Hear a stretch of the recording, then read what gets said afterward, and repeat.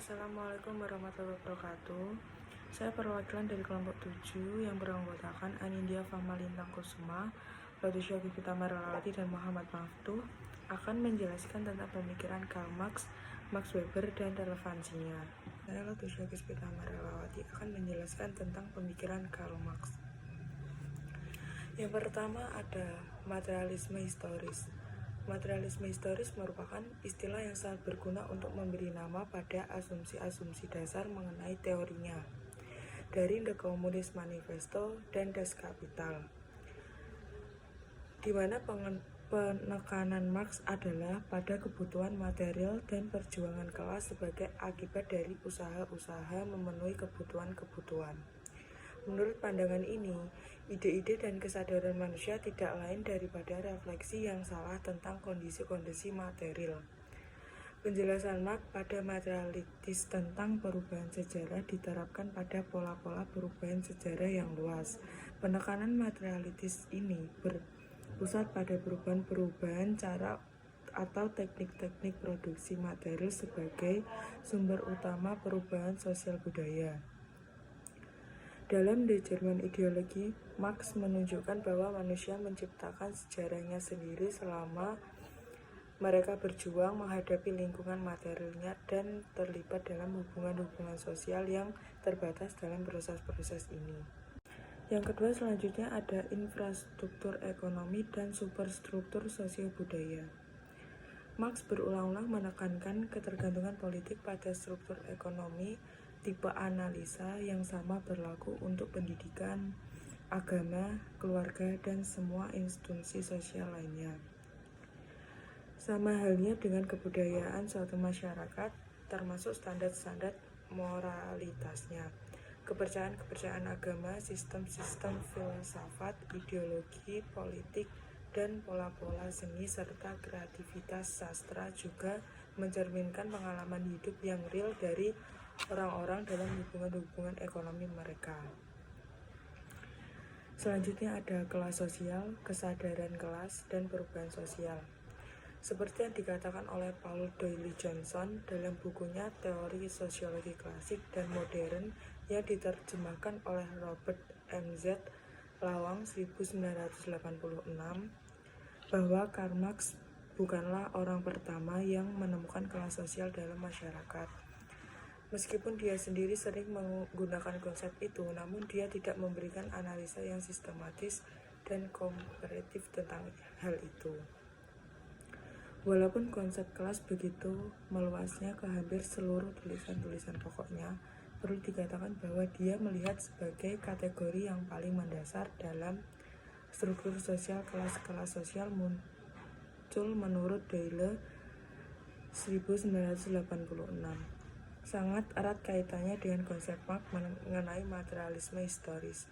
Yang pertama ada kelas bourgeois atau bourgeoisie, yang kedua ada kelas proletar atau proletariat. Selanjutnya adalah teori sosiologi agama menurut Max Weber. Menurut Weber, agama adalah kepercayaan terhadap kekuatan supranatural yang tidak dapat dijelaskan secara saintifik. Jadi ukuran dapat disebut sebagai agama atau tidak jika ada unsur kepercayaan pada kekuatan supranatural tadi. Teori Weber tentang sosiologi agama tidak terlepas dari teori Weber tindakan sosial. Menurut Weber, tindakan manusia diarahkan oleh tindakan dan motif. Tindakan hanya bisa dipahami jika melihat apa makna dan motif dibalik dilakukannya sebuah tindakan. Dalam hal ini, agama dilihat sebagai salah satu bagian dari cara pandang atau pemaknaan manusia tentang dunia yang dapat mempengaruhi tindakan yang akan ia lakukan. Kesimpulan yang pertama, agama adalah kepercayaan pada kekuatan supranatural. Kedua, ajaran dan pemaknaan agama tentang dunia menjadi dasar dari tindakan pemeluknya. Teori Max Weber masih sangat relevan untuk digunakan dalam melihat motivasi-motivasi tindakan yang didasarkan pada cara pandang tertentu dari kelompok agama yang ada. Baik, saya akan meneruskan tentang materi relevan Max Weber dan Karl Marx. Max Weber dan Karl Marx adalah dua raksasa di bidang ilmu sosial. Keduanya mewarisi teori-teori ilmu sosial yang mempengaruhi pemikiran kaum intelektual bahkan sampai saat ini. Hasil karyanya bagaikan hantu yang berkentayangan. Tulisan-tulisannya sering dikutip oleh kaum intelektual, terutama kalangan sosiolog. Karya-karyanya juga atau tulisan-tulisannya itu bisa dijadikan amunisi atau sering juga dijadikan amunisi untuk beradu argumentasi di setiap individu.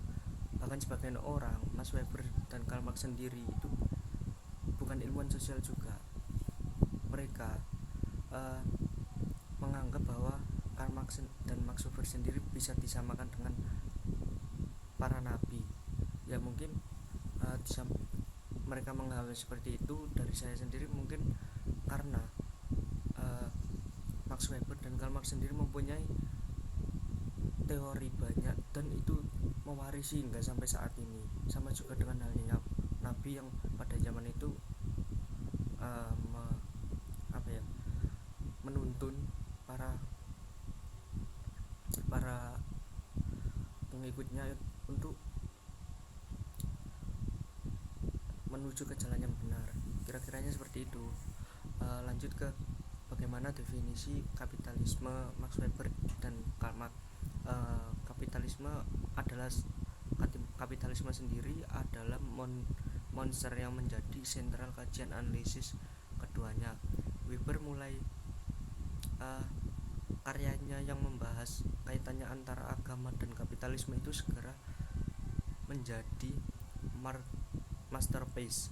Karl Marx sudah terkenal sebelum ketika Das Kapitalis mulai dianggap sebagai kitab sucinya kaum revolusioner, yaitu sejak abad 19.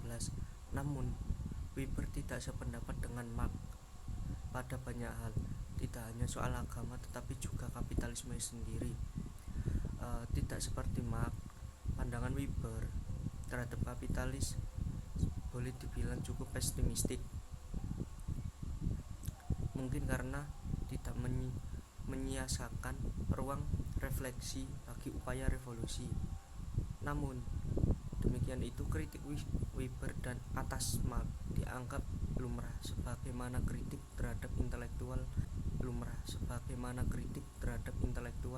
lainnya yang dianggap gagal membuat prediksi.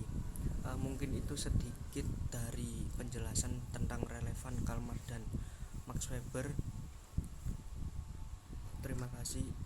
Cukup sekian. Wassalamualaikum warahmatullahi wabarakatuh.